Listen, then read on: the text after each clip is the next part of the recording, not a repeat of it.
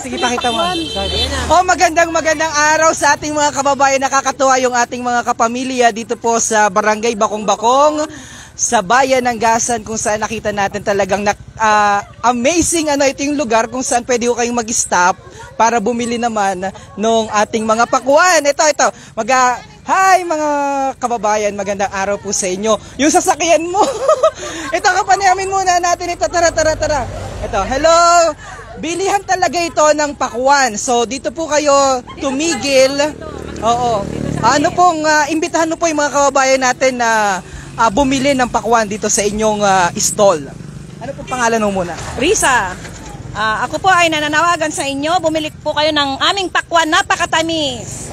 Saan magaling ang mga pakwan ho dito? Dito lang po sa amin. Dito lang po sa Bakong-Bakong. Magkano naman ang presyohan? Ito po ay 100 pesos. 100 pesos. So, po kaming malaki. Diba dito? Pakita natin yung ibang mga... Suki ako dito. Suki ako. Lalo na si ito. Talagang lagi ako niyang inaanak ko nga na yung anak niya kahit hindi niya alam. Dito mga kababayan, punta kita dito. Ito, magkano yung ganyang presyo? 250 po. 250 pesos. Murang Sigurado, matamis, matamis kasing sarap mo. Opo, matamis na matamis, wala pang asim.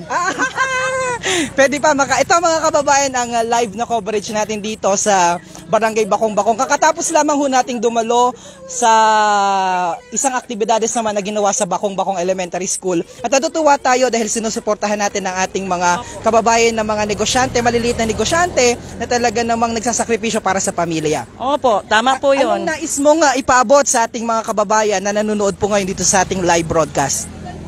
Hoy, halika. Ikaw ang magsabi. Sige. Queenie, ikaw naman. Go. Mabilis lamang. Ikaw naman, Queenie. Mabilis lamang. Natakot na. So basically, ito po mga kababayan ng live na coverage natin dito sa Barangay Bakong-Bakong, bayan ng Gasan, Marinduque. Si Sir, nakakatuwa. Ang sarap panoorin ng mga kababayan ho natin. Ay, mga kabataan, nagatuliikan. Nagatumpok-tumpok. So, ayan. Interviewin natin ito. Mga dalaga. Dahil ang tagal ng pandemic, wala nang sayawan ngayon, Namiss mo ba ang sayawan? Opo. Anong gusto mong sayaw? Budots. Budots? By the way, ito pa isang katuwaan lamang sa lahat ng ating mga kababayan na nakatune in po ngayon.